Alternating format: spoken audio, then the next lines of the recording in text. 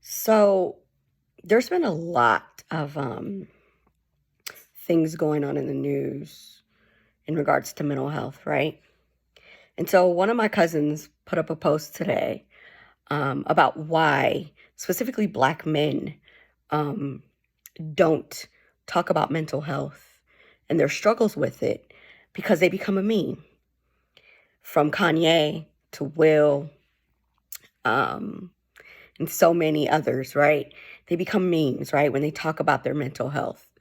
And so I've been rather quiet um, for a while when it comes to like publicly speaking or, kind of putting in my 2 cents as a clinician, um, because I'm still moving through my grief and Jasmine's grief and Tiara's grief and Jalen's grief, and even Caitlin's grief, right?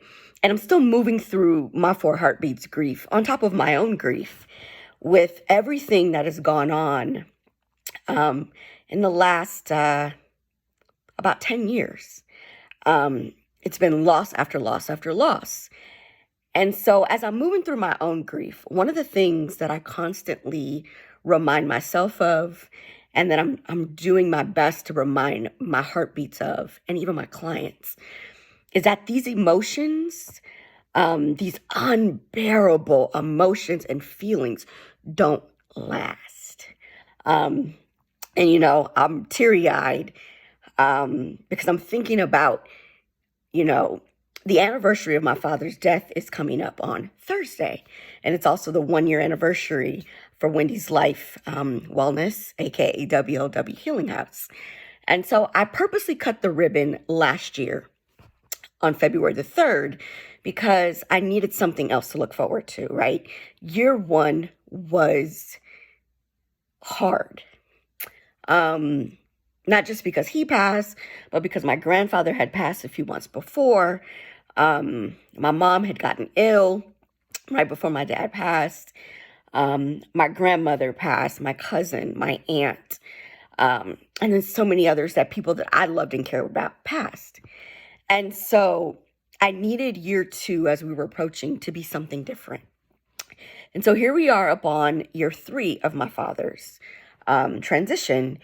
And it's hard, right? I'm like really sad, but I no longer feel that deep, guttural wailing that I felt on February the 3rd, 2019, as everybody was celebrating the Super Bowl.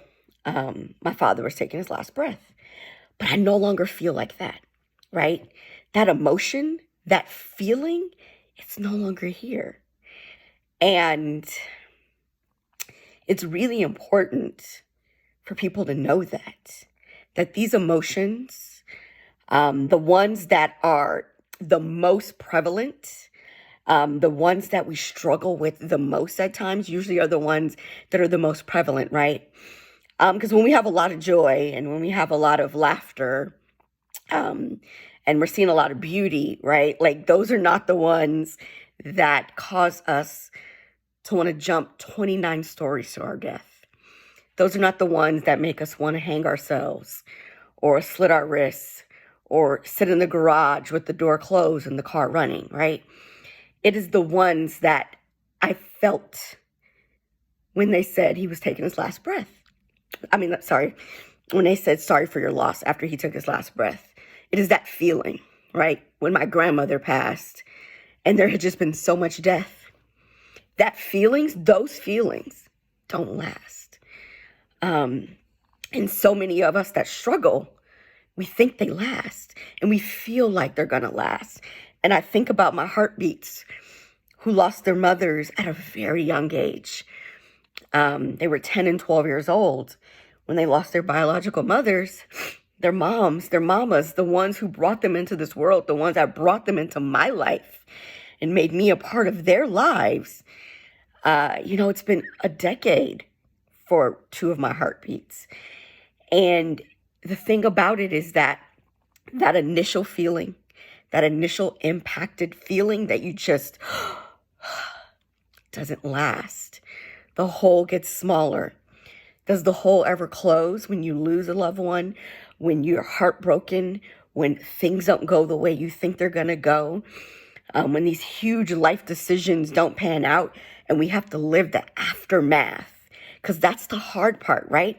Living the aftermath of these decisions and these heartbreaks and these losses.